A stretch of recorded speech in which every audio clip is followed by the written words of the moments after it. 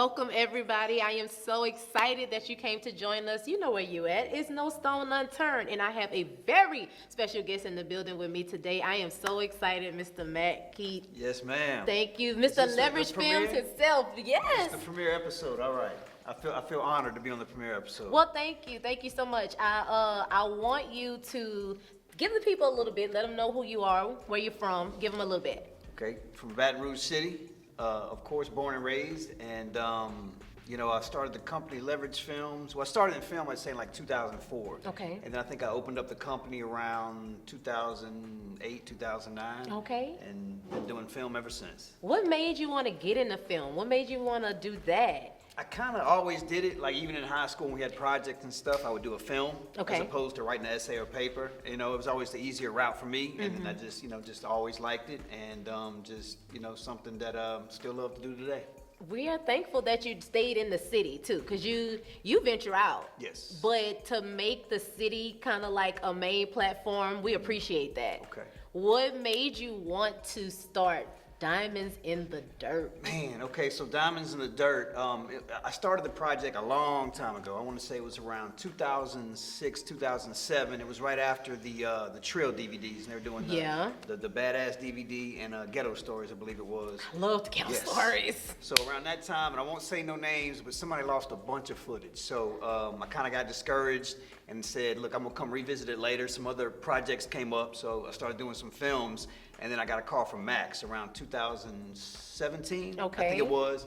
And I take that back. I called him and said I wanted to get an interview with him. I was going to start the project up again. Okay. And he said, I'm doing something similar.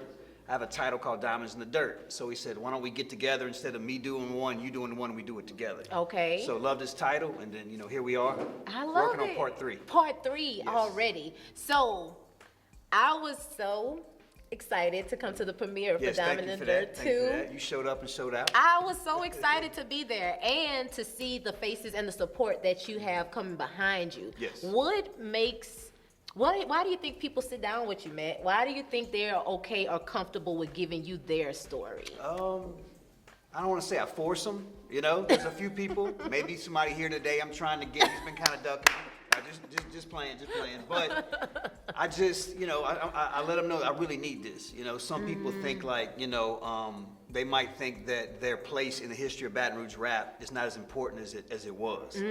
So a lot of times I say too, it's not what I think, it's what the people think. That part. And we've done probably about 200 interviews. And if your name keeps coming up and people keep giving you credit and giving you your flowers, it's time for me to reach out to you. Find some people, they're in other states now. I'm gonna track you down. I'm gonna find out where you are and make sure we get that interview on you. I love it. I was so in tune with Diamonds in the Dirt 1 and 2, but the Jigga era, like that era was my era. I have never popped a pill, but I feel like I still want the jig too. It was something so magical about that era, right? In Baton Rouge culture. The way you captivated it and brought it to film was very, very, very beautiful. Appreciate that.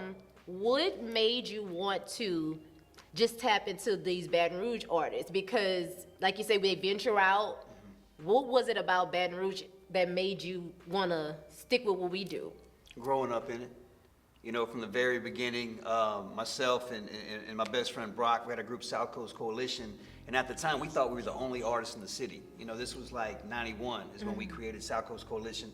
So to kind of grow through that process and kind of move up the rankings and meeting everybody from the city and working with everybody, and having personal relationships, and just wanting to give everybody credit. In the city, I think doesn't get its just due, so that's right. Something that I wanted to do that meant a lot to me.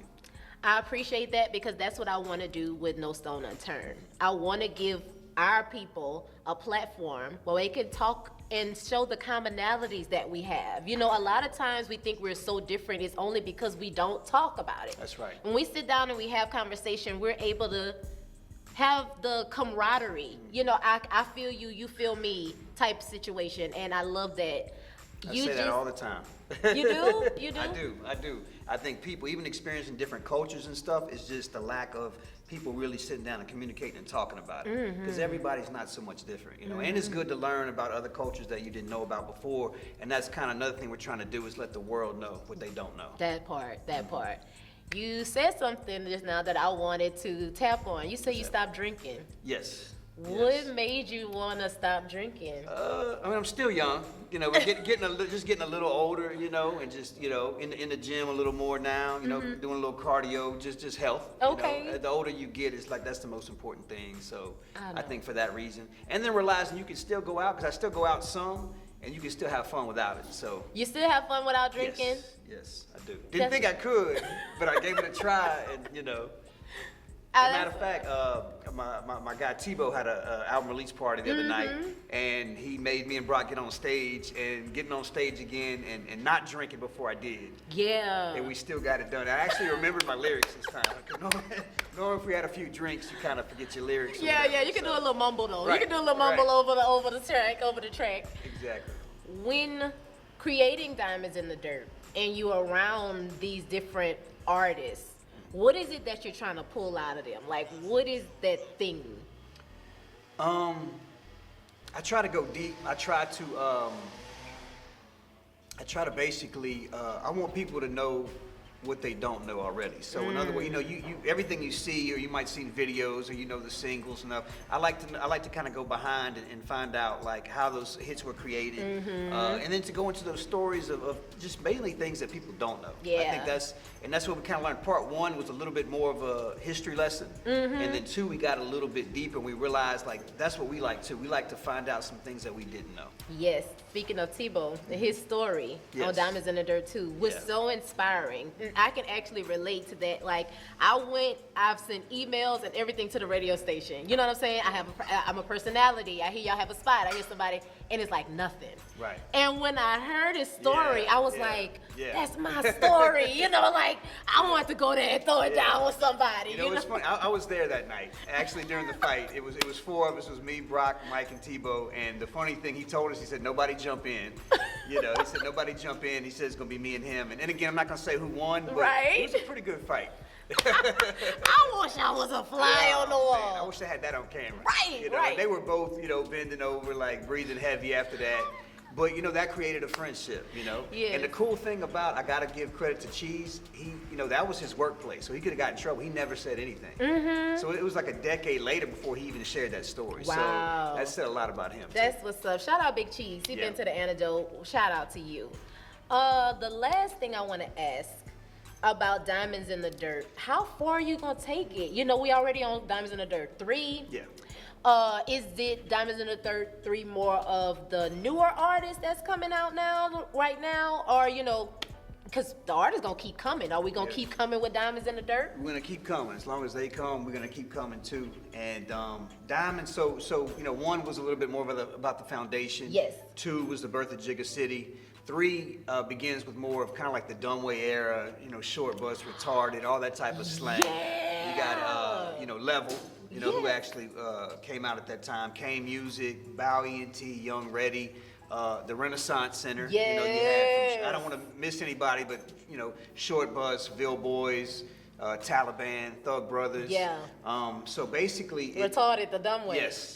So it was a transition between that, and also we have a segment, Architects of the Sound, which was like all the producers. You know, because usually producers, they're behind the scenes. Right. You know, they don't get as much shine. So we talk about starting with, again, Happy and Shantae and the branches off to Mouse and Be Real and X-File and Q-Red, Beat Flipper, and on down the line. But to answer your question, we're going to go, you know, there's going to be more than 3. Yeah. Because we have no choice. You know, so I want to say part 3, we interviewed like 200 people. What? Yes.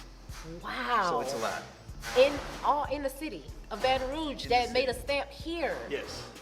Yeah. That's and incredible. the footage that we have too, that now that people see what we're doing, and the footage that I'm receiving, like shout out to Katrina, who's Night Prince's wife. Yes. She dug in her vault. DJ Tron, Frog. There's so many people that have all this footage that nobody's ever seen, and they never put it on the internet, which is great. So this will be the first time that everybody got to see some of this stuff. I'm excited. Yeah. I'm ready. Let me just say this too. I had to backtrack a little bit. Okay. I've got footage from 1981 of Kuiper doing the moonwalk. And if you remember, Michael Jackson did the moonwalk in 83. Yes. So he did it in 81. And I have it, it's got it's timestamped. So I've got proof of that. But when I saw that, I was like, man, wait a second. 81? And it was in front of the Southern Mini Dome in 1981. Yeah. That's classic footage. That's classic material right there. Yes, indeed. You got to hold on to that. Yeah. But I can't wait to see it. What's going to be on part That's what I'm saying. I can't wait to see it. Right. We thank you so much for stopping by and coming to No Stone Unturned. But before you leave, I apologize. I know it's been a while trying to get me on here. I've been wanting to do it. It's just our schedule's been. I wasn't gonna stop. I'm just like you. I wasn't gonna Right. stop. I was I was gonna on track you time down. I was gonna track you down. I don't Right. care. I said I'm getting Matt on the show. I'm the same way. All right, let's play a little game. All right. I'm going to throw a word at you. Okay. You tell me the first thing that comes to mind. Okay. Another word or a sentence or? You just explain it, or you can go in depth. Okay. Tell me what the first thing you think of when I say this word. All right. Ready? All right. Pills. I'm gonna say the Zone on Florida and Airline. I'm not saying why. I'll just say that. I'll say that's a landmark. Yeah. Yeah. Yeah. Okay. Baton Rouge. Baton Rouge. Man. Home. Yeah. Home. Yeah. Leverage Films. Leverage Films. Man, these are tough. I want people to know, like with Leverage, where I'm at right now, that I'm really doing it for the people. I'm really doing it for the community. I turned down so many projects to do this project. Yeah. You know, to keep it going. And because like I said, it's a passion project, you know, and I really thank the people for supporting it. Because That I mean, part. 1 and 2, it's just growing and growing and growing. Matter of fact, I just got back from Las Vegas. And I had a saw diamond that. shirt. This is my uniform.